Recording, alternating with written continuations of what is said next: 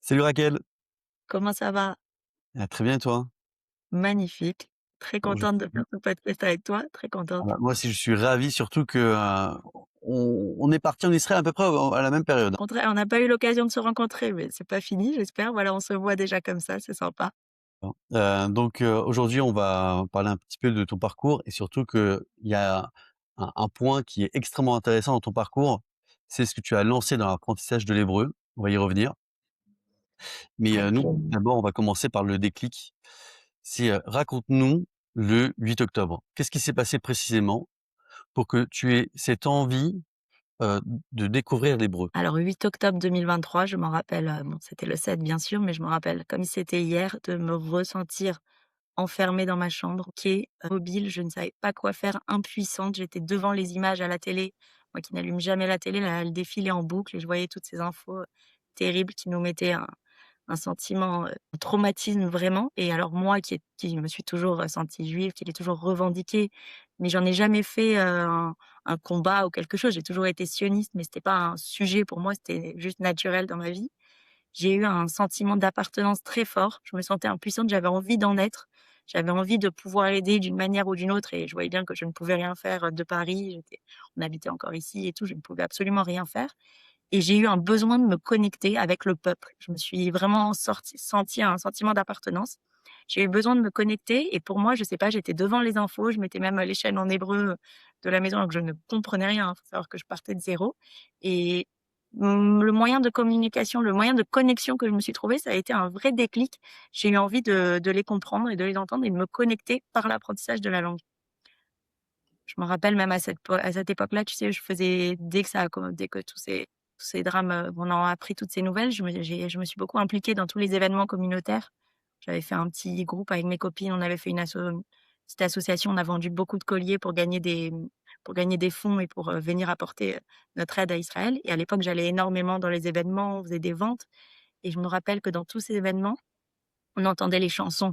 On avait c'était très, très dur, très triste comme période, mais on mettait les chansons et on avait besoin de se redonner de la force et je me rappelle qu'en entendant tous ces messages de Am Israël Chai, alors on connaît tous ce slogan, mais j'avais besoin de vibrer quand on chantait les chansons de Eyal Golan, quand on chantait, je sais pas, tu te rappelles de l'époque, la chanson Habaïta? Elle m'a marquée terriblement et voilà et je vibrais en l'écoutant, mais j'avais besoin de la ressentir vraiment et de la comprendre et voilà.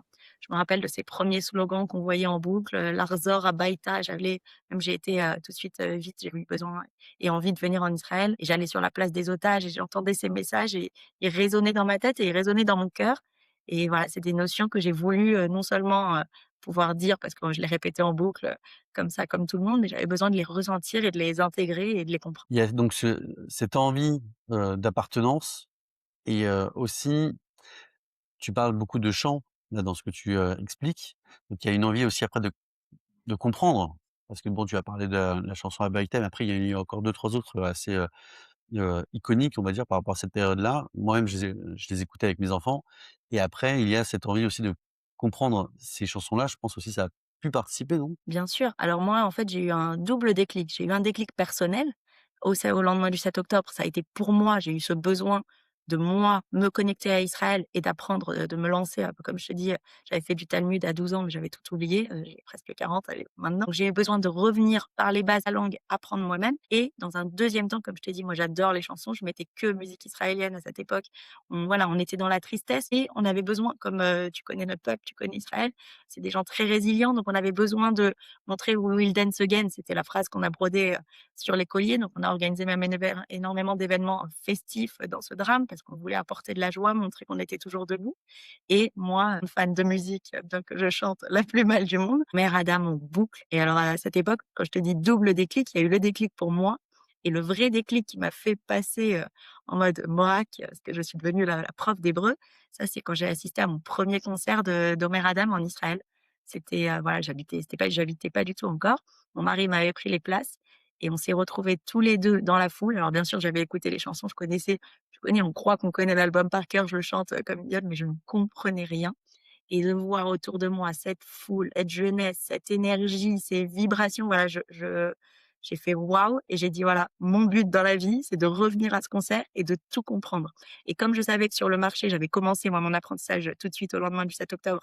J'avais commencé avec tout ce qui existe sur le marché, j'ai voulu tout faire, mais il me manquait clairement, j'avais pas trouvé, avec quelle méthode j'allais pouvoir apprendre le concret et savoir chanter au concert la fois d'après. Donc ça m'a donné aussi cette idée non seulement d'apprendre et en plus de transmettre. Moi dans mes cours à moi, il y a beaucoup le côté chanter, les chansons. Bon, alors bien sûr, il y a les cours, mais j'apporte toujours une petite note de musique parce que je sais, ça me plaît, ça me parle et je trouve que on retient beaucoup mieux avec les chansons et c'est moderne quoi et ça c'est un but pour, une fille de nos âges. On est toutes fans, on a envie de chanter et de vibrer avec Israël. Combien de fêtes on a fait, combien de mariages, de rassemblements et on chante toutes ces chansons, mais moi je voulais plus les chanter comme une petite parisienne, fan, je voulais les ressentir vraiment. Mais ce que je comprends là tout de suite et que j'avais pas forcément compris quand j'ai préparé les questions, pas forcément une volonté de comprendre, ou de s'exprimer avant tout, c'est, une volonté de se sentir, hem, parmi le peuple. Complètement, Sentiment d'appartenance. C'est flagrant maintenant que tu en parles. complètement. En fait, oui, c'était indépendant d'être à Paris, d'être en Israël, c'était vraiment, j'avais besoin d'une connexion et cette connexion, elle est passée par voilà, moi je te dis, j'avais besoin de ressentir, de vibrer et ça aurait pu être un autre déclic, hein, ça aurait pu, il y en a c'est dans la cuisine, il y en a c'est voilà, moi j'ai eu ce déclic, fou de me réveiller et de me dire: «OK, j'y vais, j'apprends la langue et c'est mon lien quoi, c'est mon lien, au quotidien». Et justement, pour terminer sur ce point-là de comment tu t'es lancé, aujourd'hui quand tu as créé ta formation, est-ce que tu t'es dit: «Je vais leur transmettre de l'hébreu» ou la promesse c'est: «Je vais vous transmettre de l'hébreu pour que, vous ayez aussi ce sentiment d'appartenance au collectif», par exemple? Complètement. Je vais te dire la vérité, moi si on veut apprendre de l'hébreu pur académique, je suis clairement même pas la meilleure personne pour ça. Les gens peuvent se dire: «Quel rapport? Elle apprend elle-même et tout». Mais en fait, moi, ce que je veux donner aux gens et c'est la connexion que je me crée moi-même et que je travaille moi-même là-dessus et c'est ça qui m'a portée dans tout cet élan, en fait, c'est de sentir connectée à Israël et intégrer l'hébreu et Israël dans mon quotidien. C'est pour ça qu'après j'ai mis en place cette dose de 5 minutes par jour parce que je sais que tout le monde a des vies chargées, mais je veux vraiment qu'on trouve au quotidien. Ça va être l'été, il va y avoir la rentrée. Je leur dis à mes élèves, je leur dis: «En fait, il y a pas de sujet, il y a pas de j'ai pas le temps. Israël, ça doit être rentré chez vous, où que vous soyez». J'en ai dans le monde entier, ça c'est devenu, complètement fou. J'ai des gens jusqu'à Tahiti, aux États-Unis, Canada, ce que tu veux. Et ben, je veux qu'ils fassent comme moi et qu'ils intègrent qu'Israël qu'ils le ressentent, que ce soit, dans leur chair. Et trouver le temps, parce que justement, hem, on revient un petit peu en arrière. À l'époque, tu étais encore dentiste et entre le 8 octobre et ton départ, tu bossais ton hébreu entre 2 patients. Donc ce que tu demandes à tes élèves, tu te l'as appliqué toi-même. Complètement. Alors moi, au 8 octobre, en fait, j'ai eu un sentiment un petit peu de beaucoup de peine et beaucoup d'isolement parce que j'étais à mon cabinet. Moi, je travaille en banlieue, dans des banlieues, bon, j'avais des patients, je les adore, hein, j'adorais tout le monde. Moi, je suis toujours été, je suis toujours, j'espère, très ouverte à parler avec tout le monde, je me sens proche de tous mes patients, je racontais ma vie et quand au 8 octobre, j'ai commencé à sentir une distance. Déjà, je m'attendais à ce que mes patients me disent quelque chose. Moi, ils savent que j'avais de la famille en Israël. J'ai pas eu un seul retour, personne qui m'a dit un mot. J'aurais aimé un petit peu de solidarité, de chaleur ou quoi, pas de mots. Donc j'ai commencé à me renfermer un petit peu sur moi et alors dès que j'avais un petit trou, tu sais, quand il y a 2 patients, tu parfois entre 2 patients ou quoi, je venais avec mes cahiers d'hébreu, je m'allumais mes chaînes, dans ma pièce, dans mon fauteuil sur mon fauteuil quoi, pour venir avec mes cahiers et faire mon hébreu et me reconnecter parce que c'est ça qui me donnait du plaisir à cette période qui était vraiment difficile pour moi, pour tout le monde, hein, on s'en rappelle. C'est une période très, très, douloureuse et j'avais besoin de dès que j'avais 2 minutes, alors je me rappelle, j'allais au cabinet, je prenais la voiture, j'avais une demi-heure de voiture, je me lançais des cours, j'arrivais, il me manquait j'attendais un patient quelques minutes, je me faisais mes petites phrases à l'écrit, je me faisais mon hébreu et voilà, je rentabilisais mon temps comme ça et c'était mon plaisir et ce qui m'a porté dans ce qui me donnait de la force, dans cette période très dure. Et donc tu as fait plusieurs ulpanim, tu as Ouais. utilisé un tas d'applications, des profs particuliers. Alors, Essayer, ouais, dis-nous motiver. concrètement, sans filtre, qu'est-ce qui marche et qu'est-ce qui marche pas? Alors je vais te dire la vérité, déjà, il y a du bon dans toutes les solutions. Je suis pas du tout quelqu'un qui aime casser ou quoi, il y a du bon et c'est très personnel. Ça va dépendre de qui vous êtes et ce qui vous correspond. Moi, alors déjà, ce que je peux te dire, c'est que ce qui marche et ce qui est indispensable, quelle que soit la solution, ça commence par la motivation. Parce que tu peux trouver la meilleure méthode si l'envie ne vient pas de toi, que tu as pas un déclic ou que tu as pas la volonté d'apprendre, il y a aucune méthode qui marchera, ni la mienne, ni aucune autre. Mais bon, moi, quand on a ce prérequis déjà d'apprendre, après, il faut trouver quelque chose qui nous correspond. Moi, j'ai vu du bon dans toutes ces solutions que j'ai testées, mais j'ai aussi vu les limites, en fait. À chaque fois que je testais une nouvelle chose, je voyais la limite. On va parler des applications téléphoniques. Je peux citer les noms? Il y a pas de ouais, on peut citer des noms? Tant qu'on reste dans le positif, on peut citer. Après, On quand c'est reste toujours dans le mitigé, positif. on Moi, je évite. suis pas quelqu'un qui cache. Donc, si tu connais par exemple Duolingo ou quoi, il y a des trucs qui sont très sympas, très ludiques. Moi, j'aime le côté un peu, ludique, moderne et tout. Mais ça m'a manqué par exemple du côté concret. J'avais besoin d'avoir mon cours. Moi, je suis quand même très carrée dans ma tête, très scolaire. Ça m'a manqué un petit peu le côté carré. Il y a d'autres applications avec qui j'ai commencé avec la cour d'hébreu que je recommande, que je trouve top. Les cours sont hyper bien faits. Mais dès que tu montes en level avec la cour d'hébreu, dès que tu commences à avancer, les cours sont de plus en plus longs et ça, moi, ça m'a bloqué parce que comme je te disais, moi, c'était sur un petit chemin de voiture, mais j'avais pas forcément le temps de finir un cours. Ça demande d'être quand même un investissement, posé. Moi, je suis quelqu'un de toujours, mes enfants, ils en peuvent plus de moi, mais je leur dis toujours: la cadence, on perd pas». Donc j'aime que ça aille très, très vite. J'aime rentabiliser, toujours rentabiliser mon temps. Donc j'ai fait aussi, tous les systèmes d'Ulpan. Je me suis inscrite Ulpan La Vie, Integralia, il y a plusieurs, Ulpan que j'ai testé comme ça. Déjà, moi, ce que je recherchais et ce qui m'a manqué, bien que c'était très bien aussi, hein, mais j'aime la liberté. J'aime la flexibilité et j'avais besoin de liberté parce que comme je te dis, on a tous des vies, à 8 000 à l'heure et je n'étais pas capable quand on me dit: «C'est le mercredi 20 h», ben, une fois sur 2 j'avais une fête, une fois sur 2 j'avais un événement, donc tu peux pas te connecter au bon moment, tu vas rater ta séance, il faut rattraper, t'as pas fait tes devoirs d'une semaine sur l'autre ou alors, moi je les faisais tout de suite, j'étais sérieuse. Le mercredi soir, je faisais mes devoirs, mais comme il y avait rien jusqu'au mercredi d'après, ben, tu oublies ce que tu as appris. Moi, j'aime, comme je te dis, ça me manquait de quotidien. Je voulais vraiment l'ancrer, dans mon programme, dans ma vie, vraiment au quotidien et du coup, j'ai vu un petit peu les limites. Mais vraiment, je suis pas quelqu'un qui va casser, les autres méthodes. J'ai trouvé du bon et c'est ça qui m'a permis de me lancer.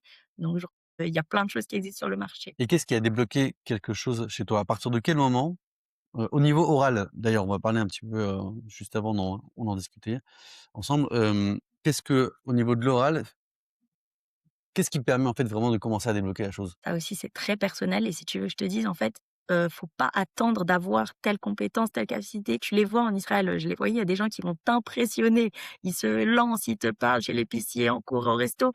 Ils se lancent, ils en connaissent 10 fois moins que toi et c'est eux qui ont raison parce que c'est des gens qui vont se lancer et moi, j'ai de la chance, j'ai un peu cette nature de et en plus en Israël, franchement, il faut le savoir, ils sont adorables. Ils seront touchés que tu fasses l'effort donc faut pas moi je suis quelqu'un qui regarde pas du tout le jugement, ça voilà, je me suis mis sur Instagram comme ça, mes vidéos, je les fais sans filtre, sans il y a jamais quelque chose. Il faut être décomplexé et y aller. C'est vraiment comme ça qu'on va progresser. Il y a n'attendez pas, d'avoir acquis telle compétence, telle de savoir faire votre phrase comme il faut. Alors bien sûr qu'on va apprendre avec moi et on apprend et plus on a de connaissances, plus on se sentira à l'aise. Mais je pense qu'il faut vraiment se lancer dès le début, dès tout de suite et c'est ça que j'aime dans mes cours, c'est que je leur donne vraiment des choses qu'ils vont mettre en pratique et qu'ils vont pouvoir appliquer tout de suite au quotidien, dans la rue, au supermarché, au chouk, au restaurant, au travail, chez le docteur. Vraiment, je donne des il faut se lancer, c'est des choses qu'on applique tout de suite et c'est aussi ça d'ailleurs qui m'a parfois dérangée dans les ulpanim que je faisais, c'est que le vocabulaire que je apprenais et tout ça, j'ai trouvé ça un petit peu parfois c'était un petit peu à l'ancienne, des textes, le kibboutz, l'agriculture, Israël des a tu vois? C'était pas des choses, que je savais que j'allais pouvoir moi je sortais d'un cours d'ulpan, mon but c'était de tout de suite, mettre en pratique les mots que j'avais appris. Ouais et Donc donc, personne justement ne alors se bloque et que tout le monde se lance, on s'en fout, il faut y aller. justement alors, tu as lancé ce cours 5 minutes par jour sur WhatsApp. Est-ce que tu peux un peu plus rentrer dans le détail? Justement, alors tu as été frustré par le côté un petit peu, hébreu, un peu littéraire qu'on va pas forcément, utiliser au quotidien. Toi, concrètement, avec 5 minutes par jour sur WhatsApp, avec quoi on ressort? Alors on rentre avec son niveau, donc déjà si tu veux qu'on parle par exemple chez moi on commence je prends les tout débutants, hein, je prends à partir de il y a tous les niveaux, mais je commence à partir des tout débutants. Alors en 5 minutes par jour, sur un mois, ça fait même pas 1 heure et demie de cours, tu vois? Si tu cumule les vidéos. En 3 mois comme ça, ils vont apprendre à lire et écrire. Lire et écrire déjà pour moi, c'est la base. Je sais, il y a plein de gens qui me disent: «Attends, est-ce que je peux pas me mettre direct? Moi, ce qui m'intéresse, c'est d'apprendre à parler». Moi, je vous dis la vérité, comme, je sais pas, tu construiras pas, je me rappelle de cette phrase qu'on nous disait à l'école: «Tu vas pas construire un immeuble si tu as pas les fondations». Vraiment dans la langue, c'est trop important. Déjà, il faut commencer, venir et maîtriser l'alphabet. La base de la base, c'est quand même les lettres, les reconnaître. Ça va vous changer le quotidien de savoir, vous débrouiller dans un supermarché. Tu sais, quand on est une femme, quand tu es au rayon, je me rappelle des toutes premières, histoires quand tu es au rayon, frais et tu sais pas si tu achètes de la chaménette, de la crème, du lait, du yaourt, tu es en galère. C'est déjà, il faut avoir les bases, il faut savoir lire le mot. Donc en 3 mois, chez moi, en 3 mois de 5 minutes par jour, ils vont savoir lire et écrire. Et on va, en fait, dans ce parcours, par exemple, il y a énormément de quiz parce que ce qui m'intéresse, c'est pas juste de leur envoyer la vidéo 5 minutes. Alors voilà, là c'est le LF, là c'est le bête. Je leur envoie pas comme ça et je les base. En fait, toutes les semaines, ils ont une révision de jusqu'à la lettre où on en est arrivé avec un petit quiz. Ils ont des chansons, ils ont du vocabulaire. À chaque fois qu'on apprend une nouvelle lettre, on le met en pratique avec du vocabulaire. Il y a l'écriture, il va y avoir des petits textes avec le vocabulaire du quotidien. Voilà, il y a du vocabulaire. Il y a déjà le programme sur un mois, le programme du niveau 1 qui est sur 3 mois. Ils ressortent, ils savent lire, alors avec voyelle, hein, pour l'instant. Ils savent lire avec voyelle, écrire et le premier petit vocabulaire de base. Et ensuite, ils passent chez moi. Alors le niveau 2, en 6 mois, là, j'ai un programme où je leur propose de se débrouiller au présent, au quotidien. C'est toutes les situations, je leur prends des exemples concrets. Là, c'est des gens qui savent pas du tout, faire une phrase et on va apprendre à conjuguer les verbes, toujours au présent, mais tu vas faire ta phrase, quoi. Le pronom personnel, l'adjectif, c'est scolaire, hein, ça reste très scolaire mes cours, mais je te jure qu'ils apprennent et que dès le premier mois de niveau 2, ils savent dire: «Je vais au restaurant», ils connaissent les structures, ils savent se débrouiller dans les contextes du quotidien, toutes les situations du quotidien au présent. Et après niveau 3, on progresse et moi je progresse encore avec eux, hein. J'ai un niveau 4 qui est moi maintenant là j'ai ouvert la 18e classe, voilà, donc on progresse encore et moi ça me porte, je suis obligée d'avancer. Et au fur et à mesure, je leur choisis des thèmes les plus adaptés à ce qu'on vit. Alors j'ai fait beaucoup, par exemple, dans les niveaux un peu avancés, là, ils apprennent, les thèmes sur les news. Je veux qu'ils soient capables de comprendre les JT parce que je sais que c'est un but dans notre vie de savoir, écouter ou lire un journal ou quoi. Je veux apprendre aux mères, par exemple, à savoir se débrouiller parce que j'ai plein de parents qui me disent: «Attends, on est arrivé en Israël, on a nos enfants qui font les devoirs, on n'est pas capable de suivre les devoirs». Donc il y a des thèmes vraiment du quotidien qui peuvent les accompagner, dans le plus de situations possibles. Et puis on a encore tellement à apprendre, Et c'est j'ai des fiches encore, techniques? c'est infini l'apprentissage. C'est des fiches techniques à chaque fois ou c'est un cours, comment ça se concrétise? C'est un peu comme ce qu'on est en train de faire. Alors moi, il y a ma petite tête comme ça dans un carré. J'ai préparé mon support PDF avec le cours que moi j'ai tourné en amont. J'ai fait mon cours, vraiment. En fait, moi, je continue d'aller en Open, de faire mes cours et je récupère vraiment ce qui m'intéresse. Je crée les cours dans ma tête en fonction de thèmes qui m'intéressent. Je le mets en support PDF. Je me filme. On m'entend avec ma voix, j'explique tout. Il y a les exemples, il y a les expressions du quotidien. Ça, c'est une vidéo de 5 minutes par jour, ça va être un thème. Il y a la conjugaison, il y a le vocabulaire, il y a tout ce que tu veux. Le lendemain, 5 minutes, on fixe la notion qu'on a appris la veille, on fait l'exercice de ce qu'on a appris la veille. On met en Génial. pratique. Pareil, alors là, je leur donne du boulot, il faut bosser, hein, il faut suivre et moi, je suis là, ils m'envoient les corrections. Alors, ils ont ma petite vidéo où j'ai tourné toute la correction, ils doivent se corriger et ils me transfèrent parce que maintenant, j'ai beaucoup d'élèves et moi, ce qui m'intéresse, c'est de voir où ils ont buté, ce qui a été difficile pour eux. Comme ça, je sais, après derrière rebondir et leur expliquer, ce qui a pêché pour eux, je sais. Mais j'aime être dans l'échange, j'aime suivre, j'aime les motiver pour savoir que, voilà, les devoirs sont faits, qu'ils avancent et j'aime l'idée, qu'on avance tous ensemble, quoi. C'est ça qui me plaît. Et c'est-à-dire que si une personne, elle fait pas ses devoirs, elle te les envoie pas, est-ce que tu les relances? Comment ça se Alors, passe le j'ai suivi? pas de pression. Déjà, je suis pas je me prends pas pour la maîtresse, directrice. J'ai enlevé toute la racera de l'école, des gens qui ont vécu avec l'angoisse de l'école. Moi, j'adorais l'école, donc c'est pas trop pour moi. Mais moi, ce que je veux leur transmettre, justement, c'est le goût de l'école sans l'angoisse. Parce que voilà, on a des âges, j'ai tous les âges chez moi. J'ai du petit jeune au petit grand-père. J'ai eu des grands-pères de 90 ans qui m'envoyaient leurs petits devoirs tous les jours, trop mignons. J'adore. Moi, plus c'est large, plus c'est ouvert, plus ça me plaît. Alors, ils savent qu'ils ont en fait, tous les matins, ils reçoivent une petite vidéo. Moi, j'envoie très tôt, je suis matinale et comme j'ai des gens dans le monde entier, ça les arrange. Après, ils font quand ils veulent leur petite vidéo. Alors, j'en ai qui vont m'appeler, qui vont m'envoyer avec leur café le matin, tous les jours. En fait, je leur demande juste de mettre un pouce sur la vidéo pour me dire qu'elle a été vue. Donc, ils me mettent un pouce. Moi, ça me fait plaisir. Je sais qu'il va y avoir, Michel dans telle classe qui prend son café tous les matins avec moi. J'ai des élèves, je sais que c'est leur petite dose au quotidien. Des élèves qui sont dans des moments, des situations compliquées avec un enfant malade. Elle me dit: «Moi, c'est mon petit moment de plaisir. Je suis à l'hôpital avec un fils, je pense à elle aussi». Pas dire son nom, je l'embrasse très, très fort et je prie pour elle tous les jours. Et je sais qu'elle me dit: «C'est ma petite dose au quotidien, ça me fait plaisir et ça me procure, une petite joie». J'ai des élèves, j'en ai plein qui sont cet été là en mode, je prépare un alia, donc ils me disent: «On est dans les cartons, on est avec toi». Ça nous pousse, ça nous donne l'énergie. Après quand quelqu'un n'a pas fait son devoir du jour, il y a pas la police, il y a à la fois en fait, moi je les force pas à se réengager, hein, je veux voir, mais si ils sont toujours là, s'ils ont acquis, après si tu as pas fait la totalité des vidéos, tu peux toujours rattraper parce que la vidéo elle reste sur ta boucle WhatsApp. Moi, c'est tout WhatsApp, c'est tout facile d'accès, je veux que ce soit le plus fluide possible et voilà, les gens, ils sont dans la dynamique du groupe sans la pression. C'est ça qui est important pour moi. Ouais et en plus, tu as en même temps une communauté sur Instagram où il y a 14 000 personnes, ce qui est incroyable. Ouais, Heu, alors c'est complètement fou, ouais.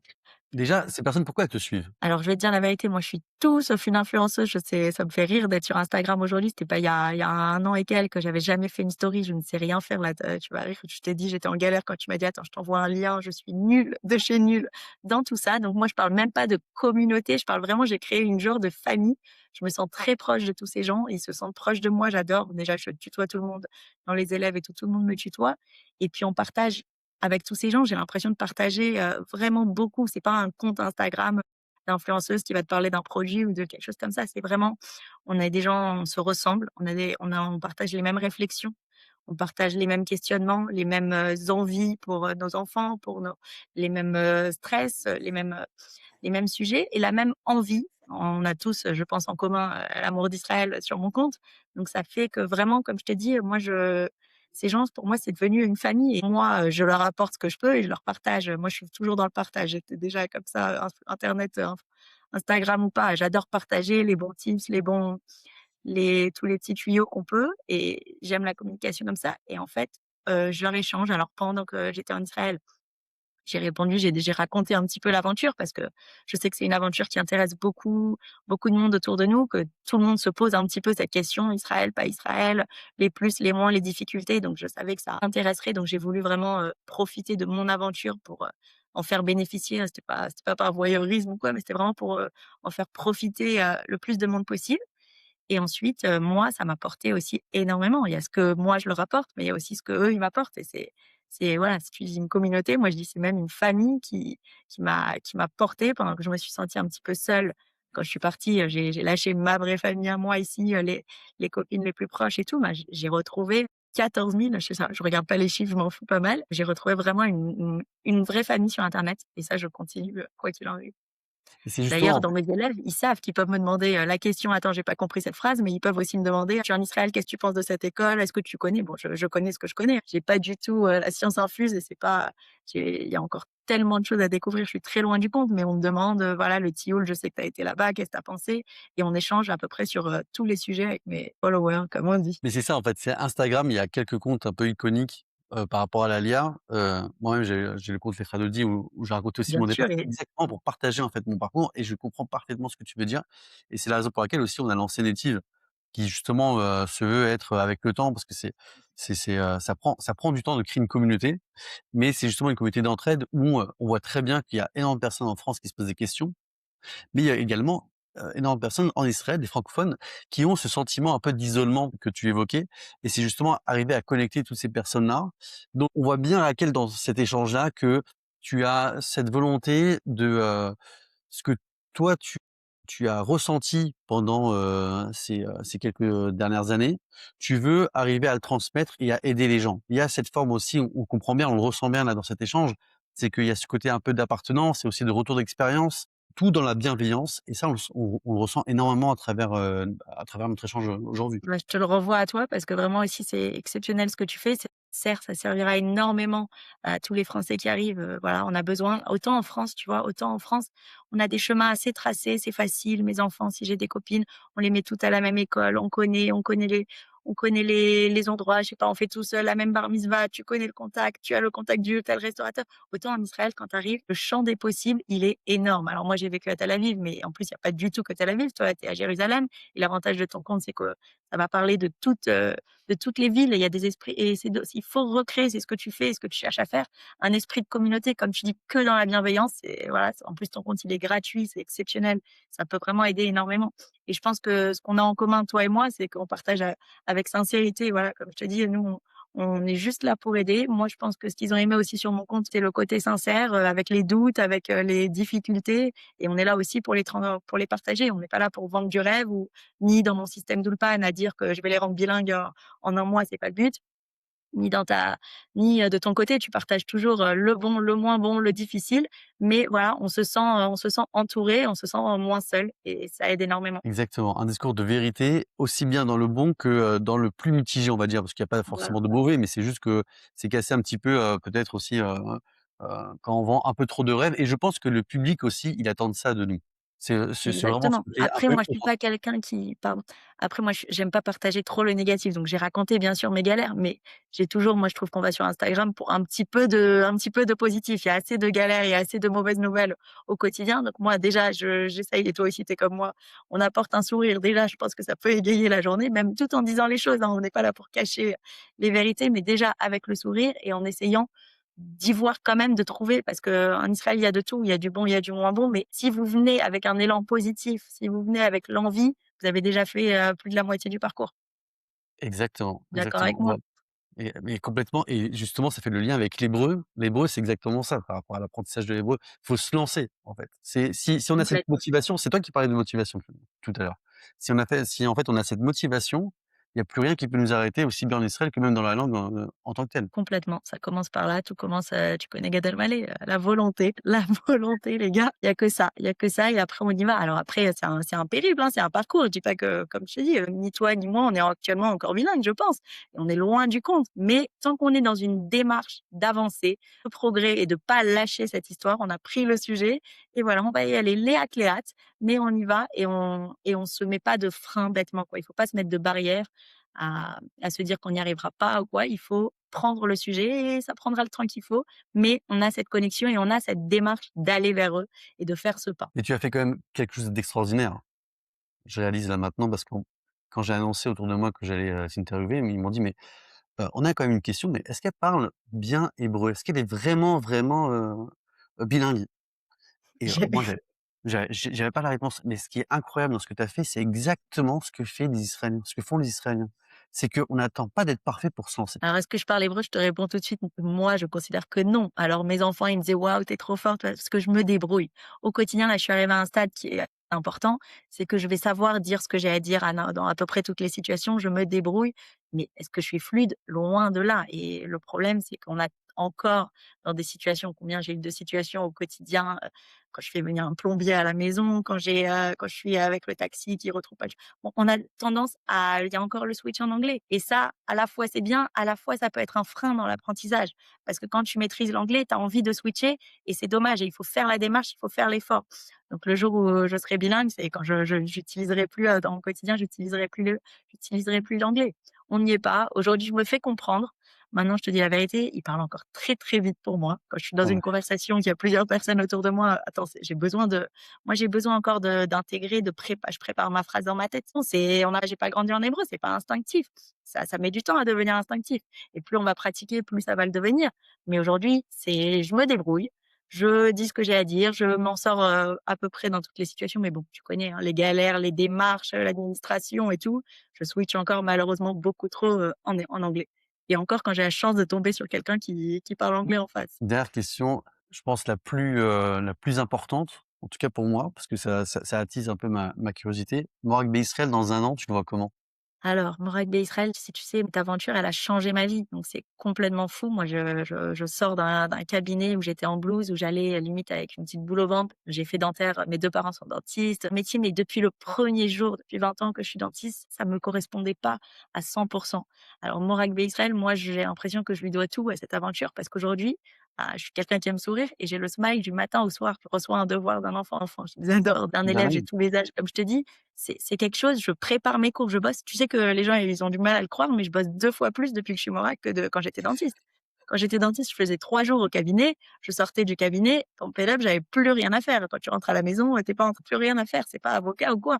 Aujourd'hui, c'est un travail qui me prend à plein temps et que j'adore. J'ai l'impression d'être à ma place, de faire ce que j'aime, d'apporter quelque chose. Alors, en toute modestie, ça reste, c'est léger, hein, je change pas le monde, je révolutionne rien. Mais voilà, si je peux être, accompagnée, un parcours, aider au quotidien ou quoi, il y a des gens qui m'envoient: «Attends, je suis en train de chanter, je suis au concert» ou alors, «Grâce à toi, voilà, j'ai réussi ça, j'ai réu» ils m'envoient, voilà: «Alia fête, on est avec toi, tu es avec nous, tu nous portes» et tout. C'est des choses qui me procurent une joie folle.